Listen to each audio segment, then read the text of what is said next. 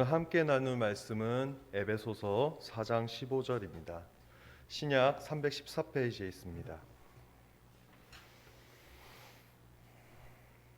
에베소서 4장 15절을 제가 봉독하겠습니다.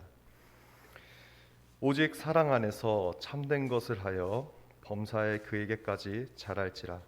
그는 머리니 곧 그리스도라. 아멘.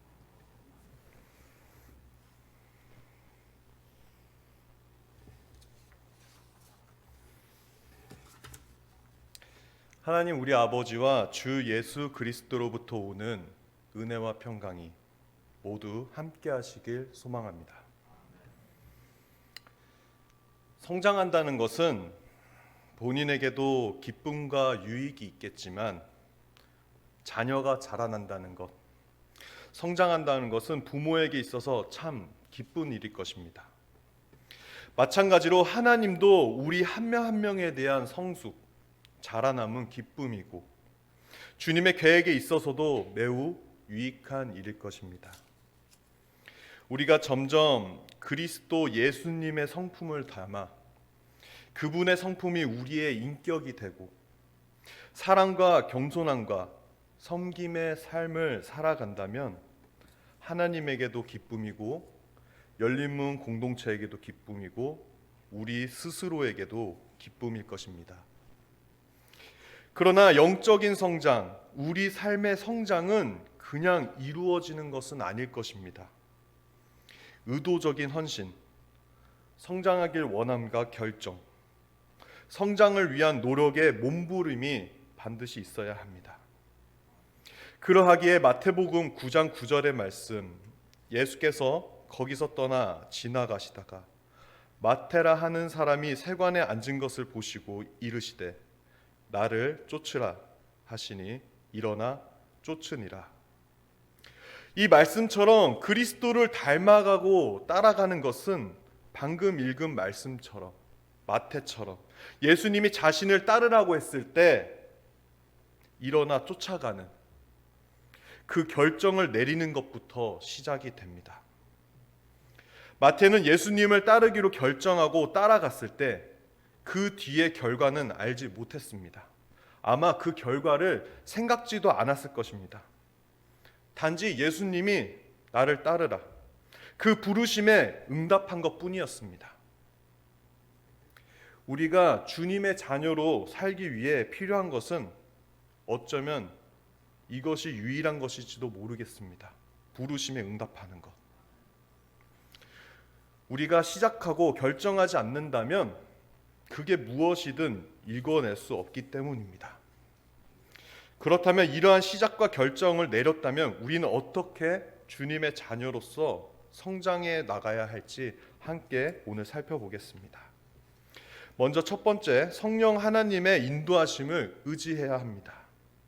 우리가 그리스도 예수님을 닮아가겠다고 결정하였다면 우리는 새로운 삶의 방향을 따라서 걸어가야 합니다.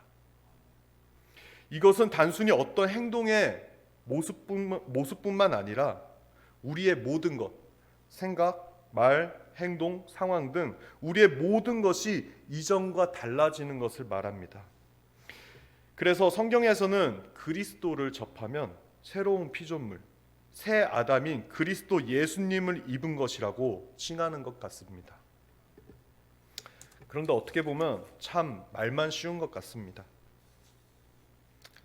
예수님 정말 사랑하고 하나님 실제로 체험하고 정말 믿고 따르는데 그런데 나의 모습은 그리 뭔가 혁신적으로 바뀌어지는 것 같지는 않습니다.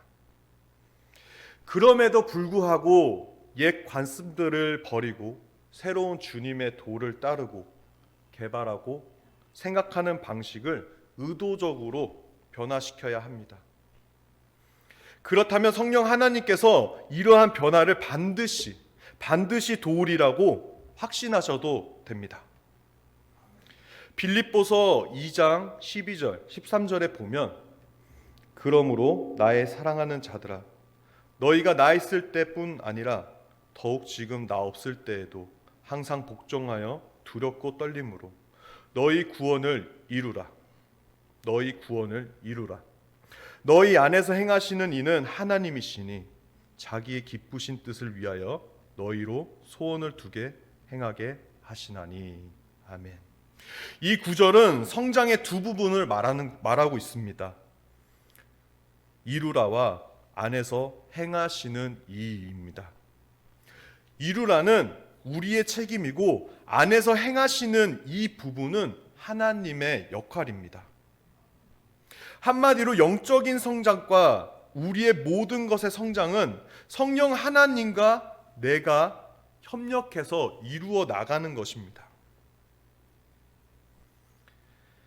하나님의 성령이 우리 안에서뿐만 아니라 우리와 함께 일하신다는 것입니다. 그러나 오해하지 말아야 하는 부분은 제가 지금 성장에 관해서 말씀을 드리고 있는 것이지 구원에 관해서 노력하라는 말씀은 아닙니다. 우리 모두가 너무 잘 알고 또 너무나 잘 믿고 너무나 잘 고백하듯 구원에 관하여서는 이미 예수님께서 하신 일 외에는 우리는 무엇도 조금이라도 더 할 수 없기 때문입니다. 예를 든다면 우리가 운동을 하는 것은 우리의 몸을 얻기 위해서 하는 것이 아닐 것입니다. 우리가 운동하는 것은 몸을 발달시키고 또 건강하게 살기 위한 것입니다. 그러므로 건강한 그리스도인이 되기 위한 성장의 노력들은 어떻게 해야 하는지 말씀드리는 것뿐입니다. 농부들이 땅을 경작하는 이유는 땅을 얻기 위해서 일하는 것이 아닐 것입니다. 이미 자신에게 주어진 자신이 가지고 있는 그 땅을 개발하기 위할 것입니다. 퍼즐을 맞출 때 우리는 이미 모든 조각을 가지고 있습니다. 퍼즐을 만들기 전에 우린 그 퍼즐의 그림을 우리는 어떨지 예상하고 알 수 있지만 실질적으로 완성되어서 눈앞에 있을 때 그간 그 조각들의 역할에 대해서 이해가 되고 조각 한 개 한 개의 소중함을 알 수가 있습니다. 그리스도인들이 예수님을 닮아가는 것은 가볍게 여기면 안 됩니다. 왜냐하면 그 영향력을 제대로 이해하지 못하고 있는 사람이기 때문입니다. 수많은 퍼즐들 한 조각이라도 빠지면 그 그림이 뭔지 알 수는 있지만 완성된 퍼즐의 그림이라고는 할 수는 없습니다. 그러므로 우리가 성장을 위한 한 조각의 퍼즐도 소중히 여기고 찾고 이루어 나가는 노력을 기울여야 할 것입니다. 두 번째는 생각하는 방법을 바꿔야 합니다. 로마서 12장 2절에 너희는 이 세대를 본받지 말고 오직 마음을 새롭게 함으로 변화를 받아 하나님의 선하시고 기뻐하시고 온전하신 뜻이 무엇인지 분별하도록 하라라는 말씀이 있습니다. 이것은 그리스도인의 성장으로 가는 생각하는 사고하는 방식을 바꾸라는 것입니다. 심리학자들이 연구를 하기도 전인 수천 년 전에 이미 잠언 4장 23절에서 너희의 사고방식에 주의하라. 너희의 삶이 생각에 의해 이루어진다라고 하나님은 가르쳐 주셨습니다. 변화라는 것은 항상 우리의 머릿속에서 먼저 일어납니다. 우리의 사고방식은 그 변화된 생각의 느낌으로 결정을 짓고 우리의 그 느낌은 행동에 영향을 미칩니다. 그래서 사도 바울은 너희의 사고와 태도를 영적으로 새롭게 해야 한다고 말했습니다. 너무나 당연한 이야기겠지만 그리스도인이 되기 위해서는 그리스도 예수님의 사고방식을 가져야 할 것입니다. 이런 사고방식의 전환을 신약성경에서는 회개라고 부릅니다. 이 회개는 그리스어로 생각을 바꾸는 것이라는 의미를 가지고 있습니다. 회개하는 것은 우리가 하나님, 자기 자신, 죄, 타인, 삶, 우리의 미래, 그리고 그 외의 모든 것에 대한 생각을 바꾸는 것으로 말합니다. 한마디로 그 바꾸는 것들이 예수님의 태도와 그 모습과 관점으로 시작하는 것입니다. 예수님과 같이 생각한다. 이것은 두 가지로 이야기할 수 있습니다.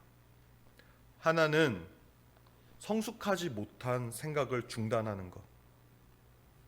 그러한 생각들은 자기 중심적이고 자기만을 위한 노력인 그런 생각들입니다. 아기처럼 자신의 필요만 생각하고 요구할 줄만 알고 줄 줄은 모르고 받는 것이 익숙한 이런 성숙하지 못한 사고를 말합니다.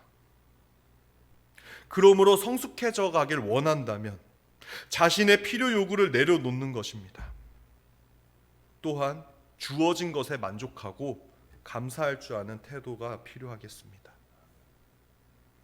예수님과 같이 생각하는 것의 다른 하나는 자신이 아닌 다른 지체들, 다른 사람들에게 초점을 맞추어서 생각하는 것입니다.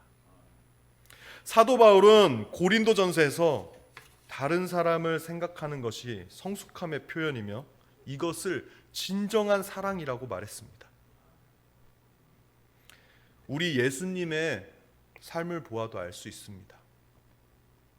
자신을 위한 것은 하나도 없었습니다. 병자들 치유하고 함께 밥 먹고 힘들어하는 지체들과 함께 울고 자고 심지어 자신의 목숨마저도 자신이 갖고 있는 그 생명의 목숨마저도 죽는 것마저도 하나님의 영광과 사람들의 구원을 위하였습니다. 이제 말씀을 맺으려고 합니다. 많은 신앙인들, 교회의 가족들이 성경 지식과 교리를 많이 알고 예배에 많이 참석하고 교회에 자주 오는 것, 이것이 영적인 성숙, 성장이라고 생각하는 분들이 있습니다. 저는 이것을 부정하진 않습니다. 분명 성장과 성숙에 있어서 눈에 보이는 것, 표면적으로 보이는 한 부분인 것도 사실이기 때문입니다. 그러나 기독교인, 그리스도인의 삶은 성경적 지식, 교리, 믿음, 그 확신의 이상의 것입니다. 그 삶에는 그리스도 예수님의 행동과 성품, 사랑이 녹아들어서 우리가 알고 있는 성경 지식, 교리, 예배와 일치되어야 합니다. 그 믿음은 그리스도 예수님의 모습이 함께해야 합니다. 기독교는 종교나 철학처럼 돌을 닦고 열반에 이르고 해탈하고 깨닫고 이런 것에 머무는 것이 아닙니다. 그리고 이런 것들은 사람들이 이룰 수도 없습니다. 이 불가능한 것을 우리 예수님께서는 이미 우리들을 위해서 완성해 주셨습니다. 이 완성해 놓으신 예수님의 생각, 예수님의 행동, 예수님의 믿음, 우리가 관계와 삶의 방식에 있어서 함께 이루어 나가는 것입니다. 그러니 쉽겠습니까?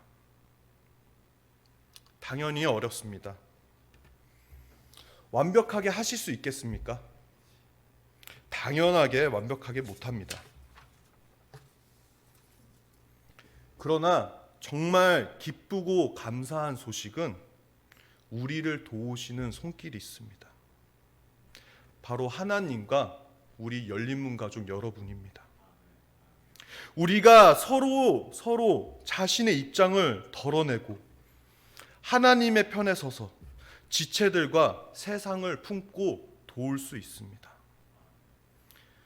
그런 모습으로 살아가기에는 정말 어렵고 불완전할 것입니다.